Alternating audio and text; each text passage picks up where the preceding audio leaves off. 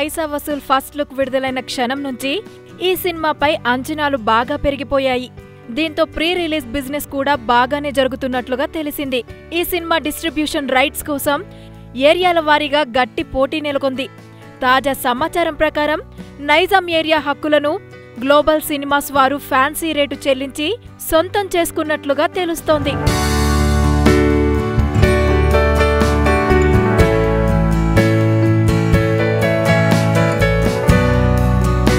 Dashing and dynamic director Puri Jagannadh దర్శకత్వంలో నందమూరి బాలకృష్ణ హీరోగా cinema రూపొందుతుందన్న వార్త అధికారికంగా ప్రకటించినప్పటి నుండి ఈ కాంబినేషన్లో రాబోయే సినిమా ఎలా ఉండబోతోందోనని అటు అభిమానులతో పాటు సినీ జనాలు కూడా ఎంతో ఆసక్తిగా ఎదురుచూస్తున్నారు.